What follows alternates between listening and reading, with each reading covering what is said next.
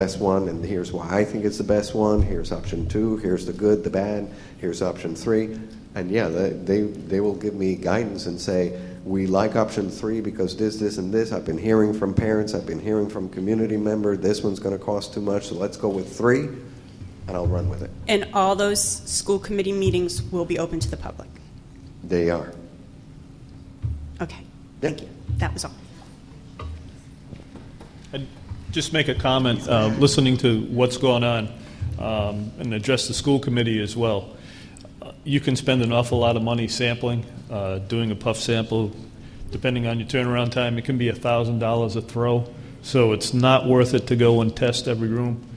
If we have sources of contamination, the best bang for the buck is to go after what we know is PCBs, mainly your caulk and your adhesive. And I think that's what we're trying to do, and that will help us. The other driving cost will be the disposal.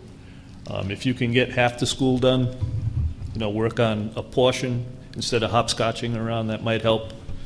And air exchange, getting air exchanges in there is the other protective measure. So as long as we're bringing in fresh air, you'll alleviate that problem.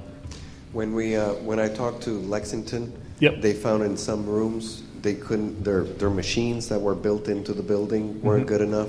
They actually, put additional ventilation in it. So they did some of that in terms of the way to.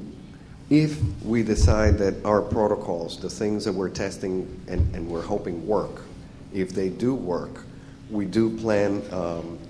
We've had some conversations, preliminary conversations of how do we get the building ready, and part of it would be, not try to go from one end of the building to another, but be strategic about it, so we can clean certain areas, so then we can let the teachers go in, let the office go in, so they can get back to their files, back to their computers, so that we can open up.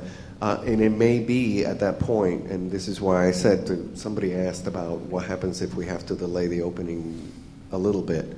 My hope is we don't, but we could conceivably, for example, say, hey, we didn't get to the cafeteria area, and that's why I had asked the question, kind of prepping for worst case scenarios or what kind of things we could do to get us in there. Can we get food from other sites? And the answer is yes. So it may mean that for a few weeks we eat out of, the classrooms, and we block off the cafeteria and the kitchen until that gets done. So there may be ways to do that. We first want to see if it works, and then try to plan for how to strategically open. And just for your information, the PCBs that are in the caulk and in the adhesive, it was added because it keeps the material pliable. It does dry out over time, but it's not particularly dusty. PCBs do volatilize. Conventional thinking says no, it doesn't, but years of experience says yes, it does. We get levels along the shoreline in New Bedford of 200, 300. So, is that the reason, temperature-wise, why maybe Lexington's seeing the changes? The hotter it is, the more it volatilizes. So it doesn't have to be a particulate that's coming off the puff sample. It can be in the vapor phase as well. So. Okay, thank you. I'm Julie Pereira from this. Bring it down. I'm Julie Pereira from this. Going into 7th grade, I used to be in student council. I have 2 questions.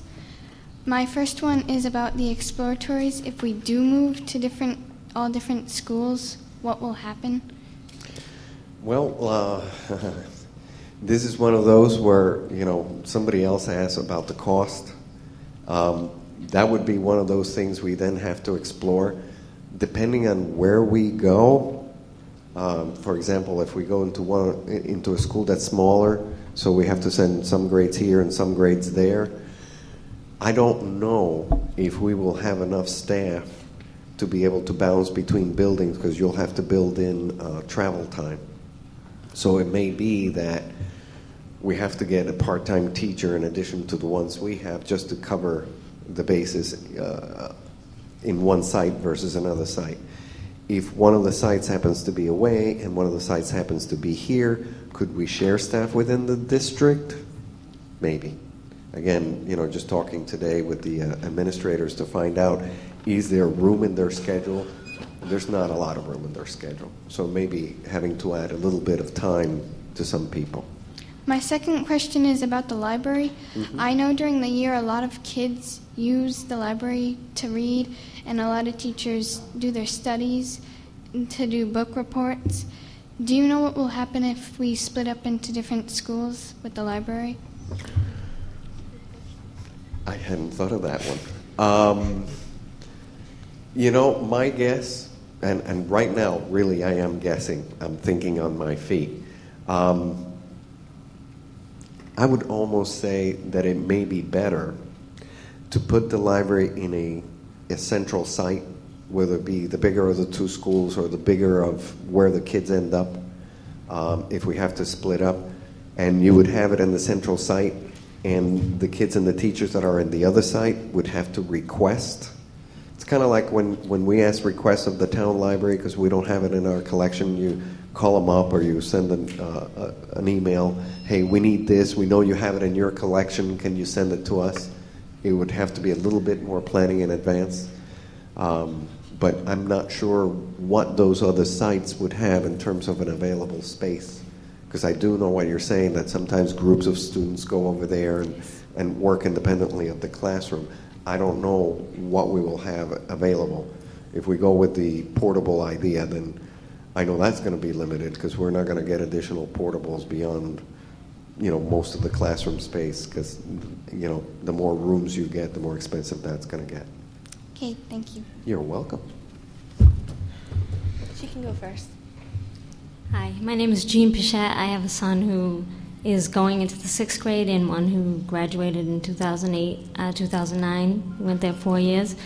A couple questions. I'm wondering, does the Department of Environmental Protection get involved in this at all? They have a hazardous waste cleanup. I know we haven't mentioned them. I'm just wondering what their role in this is. Well, if the regional coordinator wasn't on vacation, I would have given her a call to be here tonight.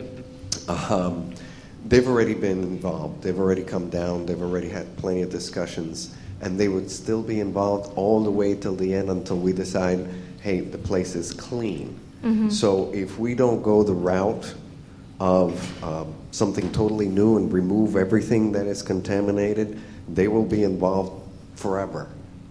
So as long as the building remains with any possibility of any PCBs in it, the EPA is in our back door. Okay. And my biggest concern is the health issue. I'm concerned about moving to a school and, going to Fall River or New Bedford or all that, but my main concern is cancer, respiratory issues, anything like that, because, if PCBs are a known carcinogen, obviously, I would think that that's a concern that we should have for the children. It is a concern. I'm going to use the term suspected. Whenever they do these studies, they are trying to err on the side of safety. Mm-hmm. So they usually say that's where you go with those levels. Mm-hmm. If it's one tick above that level, is it really bad versus one tick below? Probably not. But they're trying to give some guidance as to what you shouldn't be exposed to. Mm-hmm.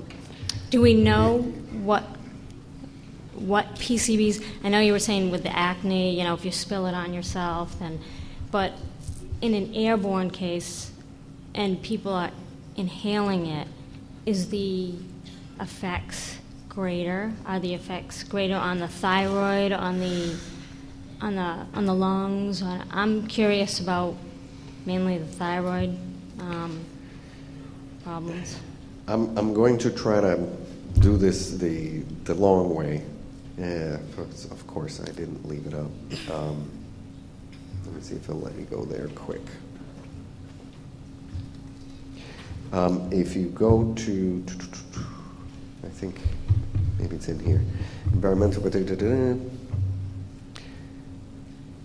If you want the answers, the best site that I can send you to is the actual EPA site, mm-hmm. where they talk about what they've done and where they're coming up with their recommendations, you know, and how sure they are of what happens when you're exposed to PCBs. Right. I mean, I guess all we have to go on is the animal studies, which, you know, in the animal studies, they've affected the thyroid. My son, well, he was diagnosed with thyroid cancer and the nodule was found a month after he left middle school.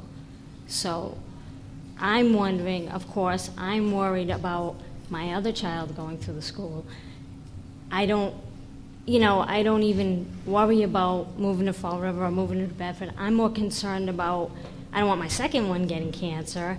The first one already had it, and he's fine now, but like all of the other, and I know it's important, you know, I guess I'm just so concerned about the what ifs, you know, and being exposed to it, and what rooms, like we talked about, which I know you're going to post, you know, and in a child that has been in the school for 4 years, you know, I can't help but being worried about that. I can't help but being really concerned about the future of the kids. And I know everybody is, but I guess. We share your concern. I mean, it's why we're going ahead and doing all this, whether we have the money or not. You know, we're trying to deal with what we have. I'm not sure we can go backwards, but we're trying to go forwards. Backwards. And, you know, some of what, again, this is not just fix it for September. We hopefully can find an answer for what we're going to do in September, but somewhere along the line, in the next year or so, we're going to have to come back together and decide where do we go from here. Mm-hmm. You know, do we want to leave the PCBs in there, try to encapsulate them? Do we want to take them out and redo the building from the inside out, or where do we go? Mm-hmm. Do we take it all out and start over? You know, hopefully people will come back to those discussions and help us make a decision. I know the selectmen are going to need some guidance, and, you know, kind of like somebody asked, you know, who's going to make the decision and how they're going to know. It's going to be because people come and ask and say, here's what we would like you to do. And I'm sure selectmen, school committee, myself, we're going to be taking ideas from what people tell us. Okay. Hi, Trinity Vaz. I'm going into 8th grade at the middle. My concern is you were saying how for 300 for kids, what about the adults who is in the classrooms the whole entire year? Can they be affected, or should they be worried? Because that could affect them if they're in a contaminated room. Well, obviously the EPA says nobody should be exposed to it, but you're right. I think adults probably have experienced more exposure than the students, because the students, you know, tend to travel around and they're in the school for X number of years. Some of the adults been there for a while. I don't know what the answer is. Like one teacher that I had this year, Mr. Holt, his first class of 8th grade are 48 now. He's been there that long and has been in the same exact room. And it's and we hope him great health. Yeah, but like. No, I agree. You know, it is one of those things that we asked about. But like I said, I mean, there is no definitive, you're here, this is what's going to happen. There's nothing that directs us that way. Mm. When you read this, it's like there's a possibility, there's a probability, there's perhaps. So we don't know. And also with the schools and all that, you also have to, I know you guys are all worried about all that, but the kids, we really do not want that. You don't want what? We don't want to have to go to a school, wait on a bus for an hour, where right now some kids' bus rides are 5 minutes. They don't want to have to be on it for 45 minutes to an hour. And also with 8th graders, some of us aren't going to go to Westport next year. We plan to go to Diamond. And this is our last years with